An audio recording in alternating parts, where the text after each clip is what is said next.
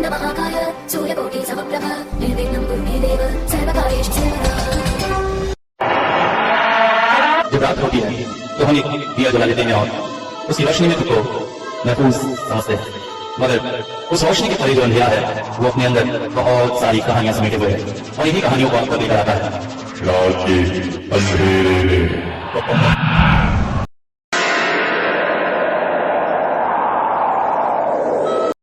Hello दोस्तों, कैसे हैं सभी? आशा करता हूँ बहुत अच्छे होंगे।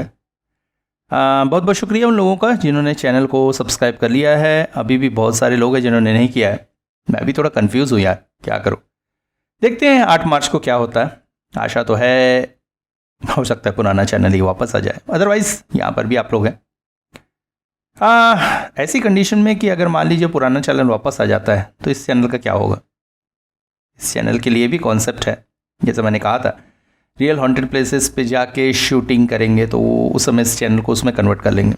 खैर, आगे तो सब यूनिवर्स के हाथ है, क्या होता है नहीं होता है। अभी तो हम कहानी पे आते हैं। वैसे ब्लैक मिरर हॉरर, क्या है उस चैनल का नाम ठीक से याद नहीं है।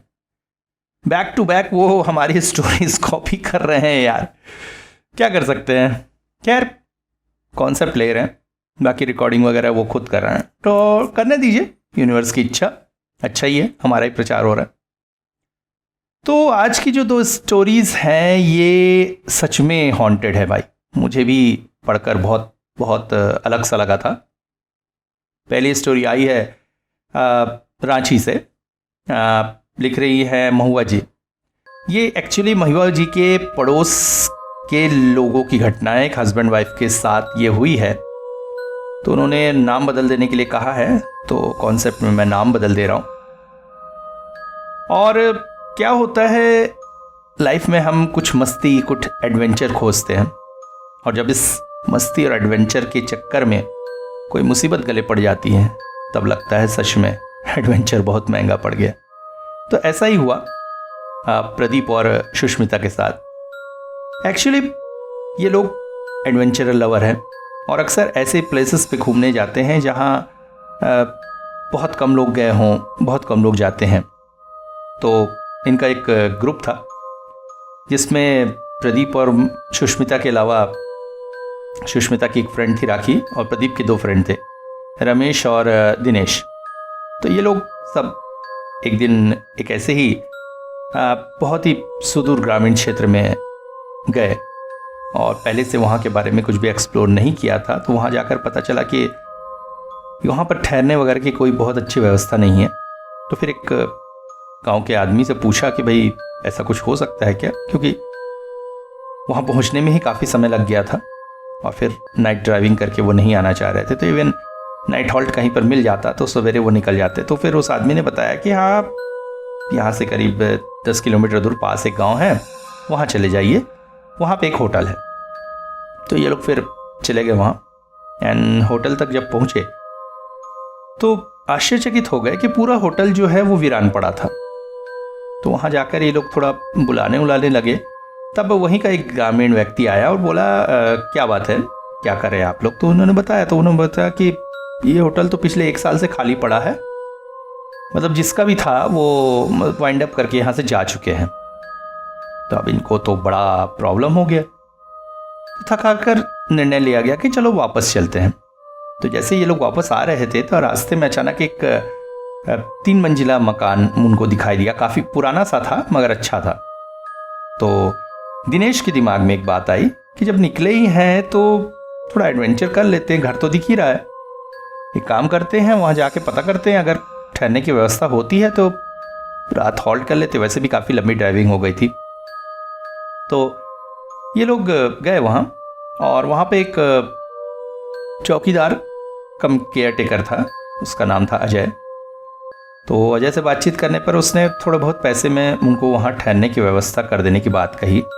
हालांकि वो बताया कि मतलब काफ़ी समय से वो घर खाली पड़ा है, तो उतना कुछ सुविधा तो वहाँ मिलेगा नहीं, और बिजली की भी वहाँ व्यवस्था नहीं थी। ये सुनकर सुष्मिता काफ़ी खुश हुई। उसने कहा कि अच्छी बात है, बिना बिजली के मतलब शहर की चकाचौंध से अलग एक ऐसे वातावरण में रहेंगे, रात भर एक दूसरे को हॉरर स्टोरी सुनाएंगे, बहुत बढ़िया एडवेंचर होगा। तो एक तरह से सभी एक्साइटेड हो गए। और इनमें से रमेश जो था थोड़ा लाग लपेट करने वाला था, तो उसने कुछ फांदा अंदा डाल के अजय को इस बात के लिए मना लिया कि वो खाने की व्यवस्था भी उनके लिए कर देगा, बर्तन वगैरह भी वही ले आएगा, पानी वगैरह भी वही दे देगा, और रात में चिकन करी और चावल की व्यवस्था हो जाएगी। तो ये लोग फिर वहाँ पे 2 रूम में डिवाइडेड हो गए, एक में 2 लड़कियाँ, एक में 3 लड़के, एंड मज़ा लेने लगे उस जगह का। जगह काफ़ी अच्छी थी। तो शाम करीब 6 बजे अजय आया और खाना देने के लिए। तो ये लोग आश्चर्यचकित हो गए, बोला अरे तुम इतनी जल्दी खाना लेके आ गए। तो अजय ने कहा कि रात में मैं यहाँ नहीं आता हूँ, पास ही में मेरा घर है, मैं वहीं रहता हूँ, तो इसलिए मैं जल्दी दे के जा रहा हूँ। अब रात भर आप लोग कर लीजिए, सवेरे में आके फिर जो भी व्यवस्था करनी है करेंगे। तो ये लोग बोले ठीक है। फिर मोमबत्ती उपत्ती जला के शाम ढले बस मस्ती वस्ती करने लगे। फिर 9 बजे करीब सुष्मिता ने कहा कि चलो खा लेते हैं, थक गए हैं, सो जाएंगे। खा पी के सब जाके सो गए।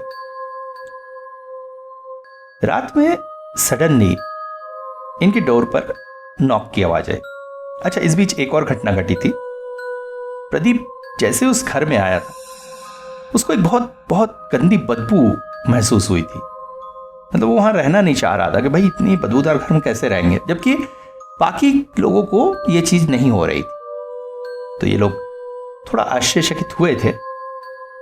इवन रात में जब दरवाजे में नॉक हुई तो इनको लगा कि इन लड़कियों को कोई प्रॉब्लम तो नहीं होगी। दरवाजा खोला, देखा कोई नहीं। हाँ, सडनली पूरे घर में बहुत बुरी, मतलब जैसे लाश सड़ जाती है वैसी बदबू आने लगी। तो ये लोग थोड़ा घबरा गए एंड भागकर लड़कियों के कमरे में गए, भाई क्या हुआ। तो डोर नॉक करने पर काफी देर तक तो डोर नहीं खुला। उसके बाद जब खुला तो सुष्मिता एंड राखी दोनों काफी डरे हुए थे। एंड उन्होंने बताया कि 2-3 बार उनके डोर पर नॉक हुआ। एक बार तो खोलकर देखा उन्होंने, कोई नहीं था। तो नेक्स्ट टाइम से तो उन्होंने खोला ही नहीं, और इसीलिए वो लोग इतनी देर दरवाजा नहीं खोल रहे थे। तो थोड़ा सा सबको डर लगने लगा। एंड सडनली किसी महिला के रोने की आवाज उस घर में गूंजने लगी। तो दे वर वेरी स्केयर्ड।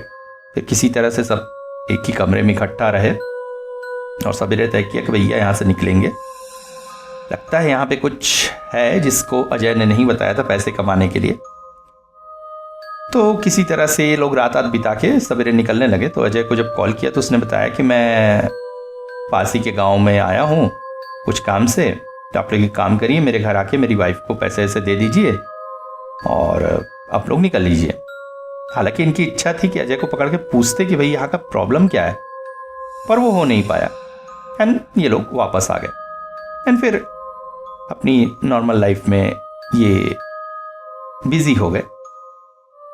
बट यहां से जो है प्रदीप और सुष्मिता की लाइफ में प्रॉब्लम्स आने शुरू हो गए। और प्रॉब्लम्स क्या हुआ कि एक रात सो रहे थे, सडनली प्रदीप को महसूस हुआ कि उसके कान के पास में किसी ने कहा, मैं तुझे चाहने लगी हूं, अब मैं तेरे साथ ही रहूंगी। और इसके साथ साथ वही सड़ी बदबू जो उस घर में थी वो उसे आई। And he was very scared, बहुत डर गया वो। तो फिर सुष्मिता को जगा के कमरे में लाइट जलाई तो कुछ भी नहीं था।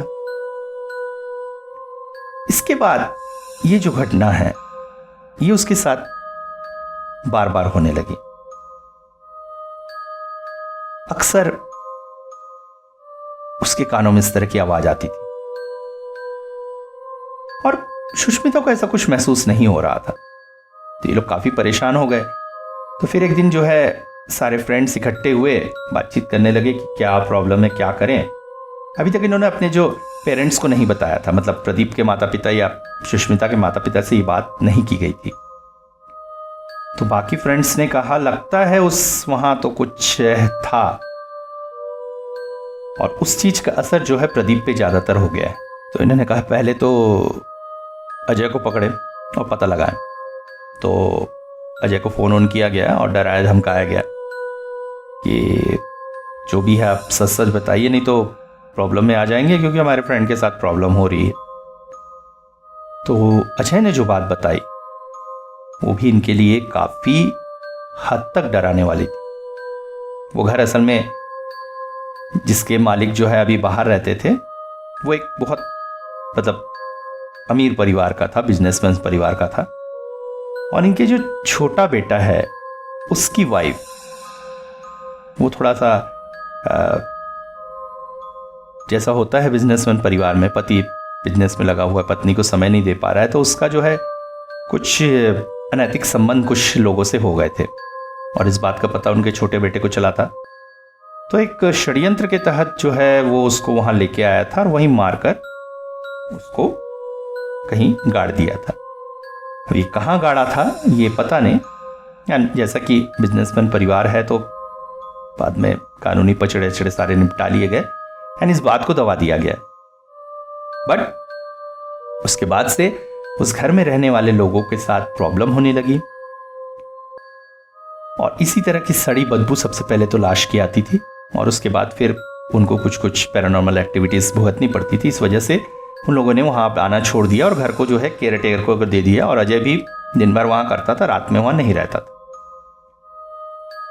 तब इनको समझ में आ गया कि भैया प्रॉब्लम तो शुरू हो गई। तो फिर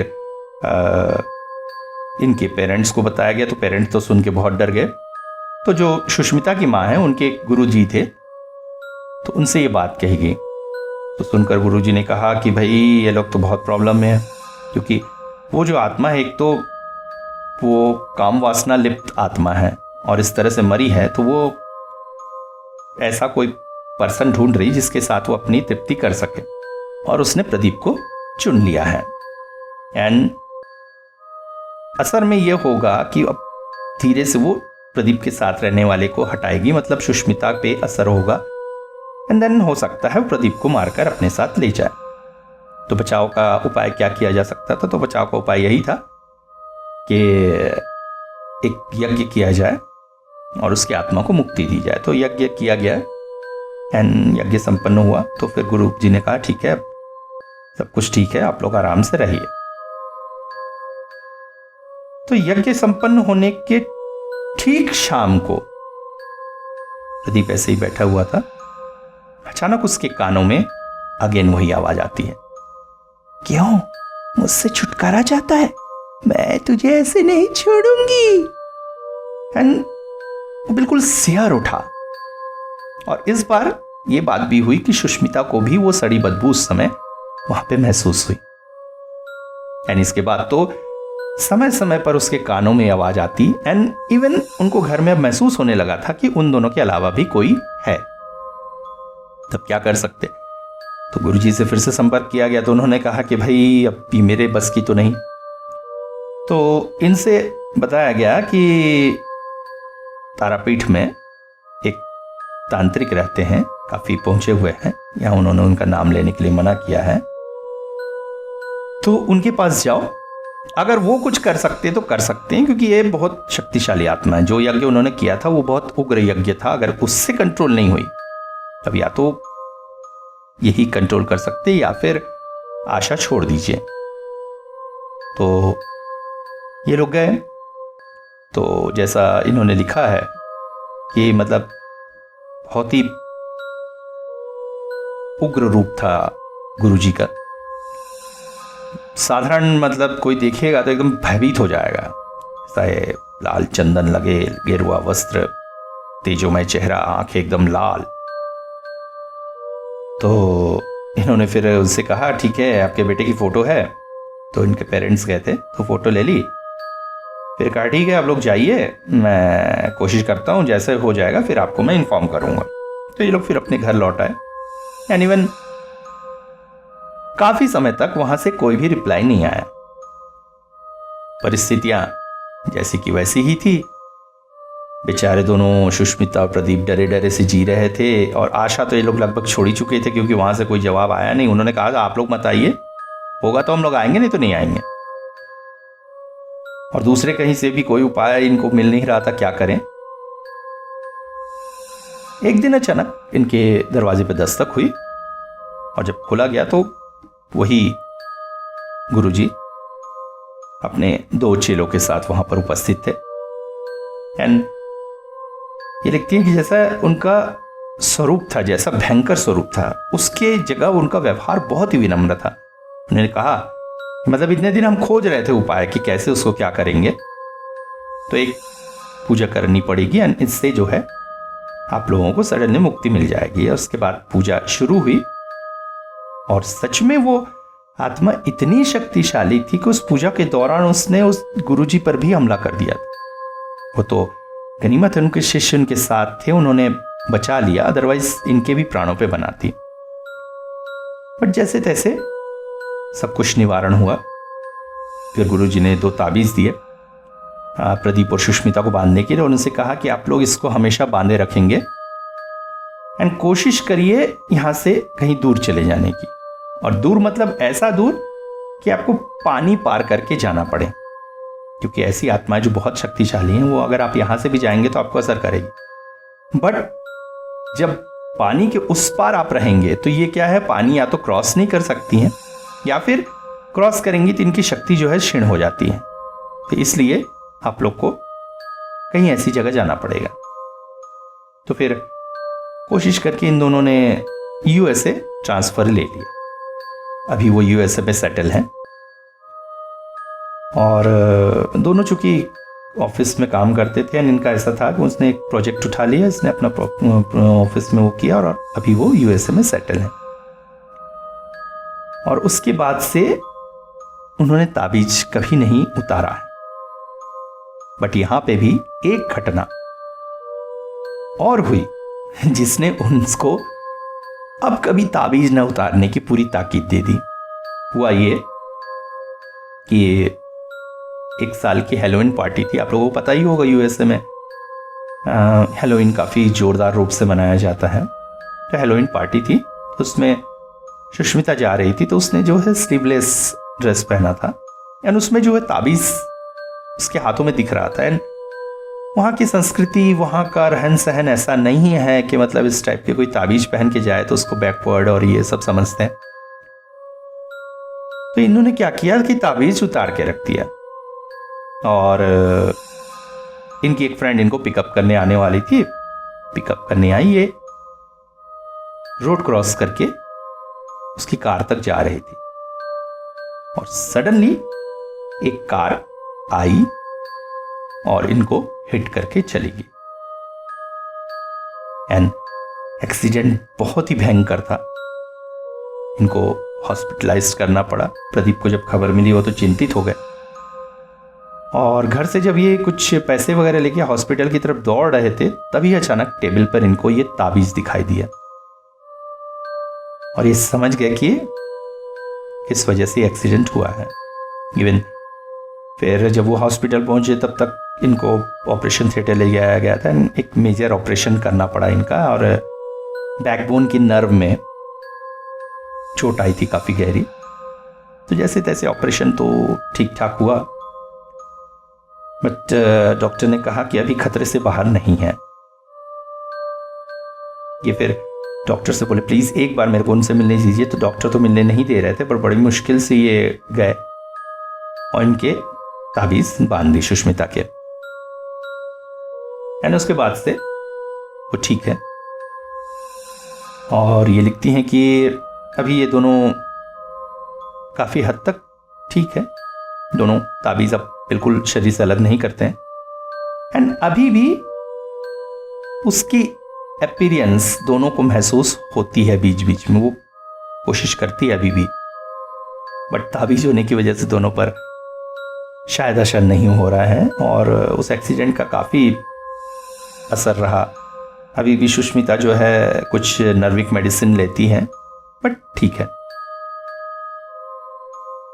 तो ये थी एक सच में एक रियल स्टोरी एंड मैं आपसे निवेदन करूंगा जिन्होंने इसे भेजा है कि अभी की उनकी क्या कंडीशन है। अगर आप सुन रही हैं रिकॉर्डिंग तो एक बार ज़रूर बताइएगा वर्तमान समय में वो लोग किस तरह से हैं।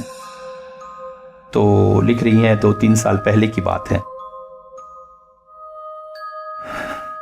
काफ़ी अच्छी स्टोरी थी। एंड आज की दूसरी स्टोरी, ये भी कुछ इसी तरह की कहानी है। अब ये स्टोरी क्या है ये मैं आप लोगों पे छोड़ता हूँ, आप लोग सोचकर खुद निर्णय करिएगा, क्योंकि मुझे जैसा लगा वो मैं लास्ट में आप लोगों से कंक्लूजन में डिस्कस करूंगा। तो इसे लिखा है माही ने, ये पंजाब से हैं। ये लिखती हैं, मैं इस घटना को याद करके आज भी जो है कांप जाती हूँ और समझ नहीं पाती हूँ मैं क्या हुआ था मेरे साथ। ये आज से करीब 6 साल पहले की घटना लिख रही हैं। उन दिनों मैं कॉलेज में थी एंड पढ़ाई और यही मेरी लाइफ थी, और फाइनल ईयर की बात है ये। तो इनकी जो जैसे ये हमारी लाइफ होती है, कॉलेज जाती थी, क्लासेस अटेंड करती थी, उसके बाद घर आती थी, घर आके रात 9 बजे तक पढ़ना लिखना, 10 बजे से थोड़ा बहुत फेसबुक वगैरह चेक करना और उसके बाद सो जाना। तो एक दिन अचानक फेसबुक के पुराने मैसेजेस ही चेक कर रही थी। चेक करते करते अरविंद नाम के एक लड़के का मैसेज इनको दिखा। करीब 6 महीने पुराना मैसेज था, हाय कैसी हो। अरविंद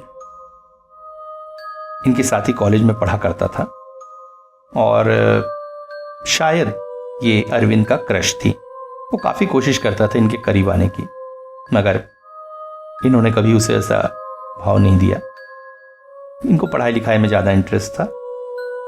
कई बार उसने मतलब इनसे व्हाट्सअप नंबर मांगा, कोशिश की, मगर उसने नहीं दी। इसीलिए अभी भी ये जो मैसेज उनके फेसबुक पे आया हुआ था। तो पता नहीं क्यों उसे देखकर लिखती हैं कि मैं खुद को रोक नहीं सकी एंड जवाब लिख दिया, हाय कैसे हो। एंड सडनली जो है दोनों के बीच बातचीत का सिलसिला वहीं फेसबुक मैसेंजर में शुरू हो गया। इसके बाद ये लिखती हैं कि मैं अजीब से खिंचाव में पड़ गई थी। जिस अरविंद को मैं हमेशा इग्नोर करती थी, अब उसके साथ मैं घंटों घंटों बातें कर रही थी।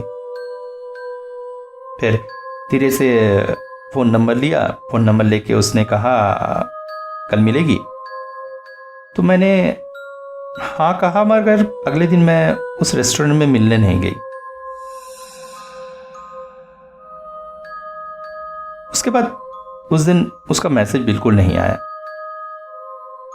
रात में खा पी कर मैं सो गई और पिछले कुछ दिनों से रात रात जग के जिस तरह से उसके साथ बातें कर रही थी, तो मेरे को थोड़ा सा नींद का भी प्रॉब्लम हो रहा था, इसलिए जल्दी सो गई थी।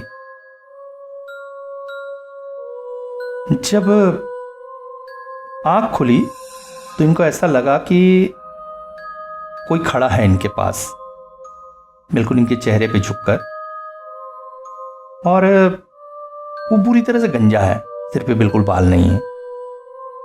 उसके सांसों को ये महसूस कर सक रही थी, बिल्कुल ऐसा लग रहा था जैसे कोई झुककर इनके ऊपर सांस ले रहा है। ये घबरा कर उठ बैठी और जल्दी से लाइट ऑन किया तो कमरे में कोई नहीं था।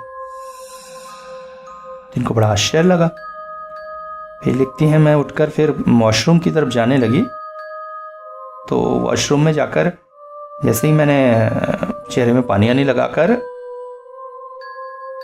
उठ रही थी, अचानक मुझे महसूस हुआ मेरे पीछे कोई खड़ा है, एंड ठीक वही गंजा सा, और मैं बहुत डर गई। ये असली में एक घर में फ्लैट में रहती थी अकेले, एंड इतना डर गई कि मैं बिल्कुल बाथरूम में स्लिप होकर गिर गई और बेहोश हो गई। करीब घंटे भर मैं वैसे बेहोश पड़ी रही। फिर होश आया तो उठी।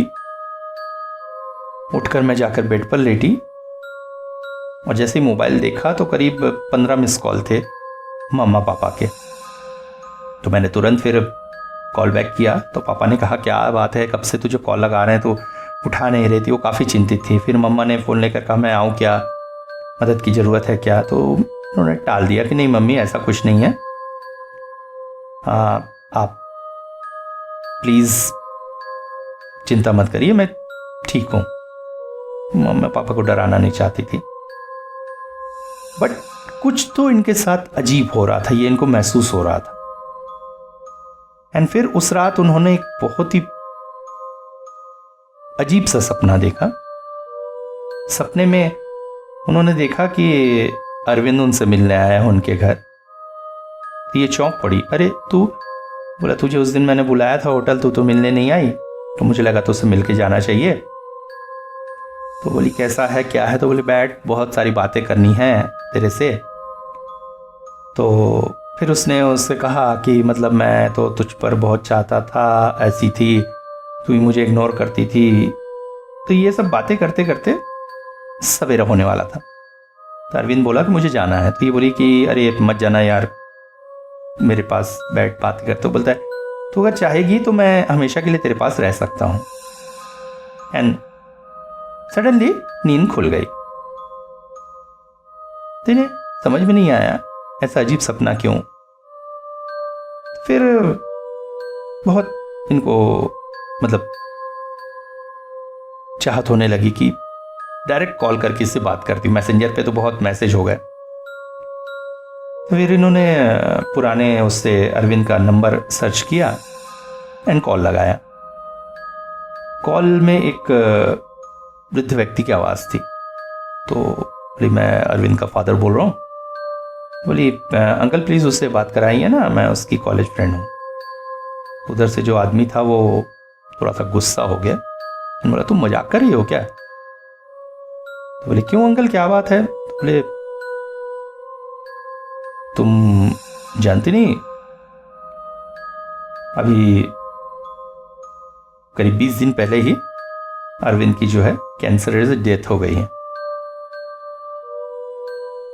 तो चौंक पड़ी बिल्कुल, 20 दिन पहले डेथ हो गई है। अभी ये 3-4 दिन से मैं किसके साथ ये सब कर रही थी, बातें कर रही थी मैसेंजर पे।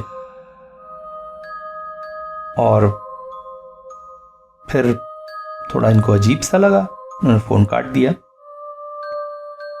फिर ये लिखती हैं कि संदीप जी मैं खुद नहीं समझ पाई कि मेरे साथ क्या हुआ था।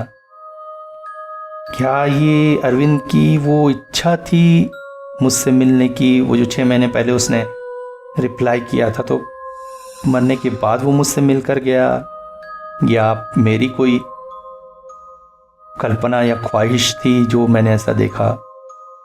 हो सके तो अपने लिसनर से कहिएगा मुझे इस विषय में गाइड करें।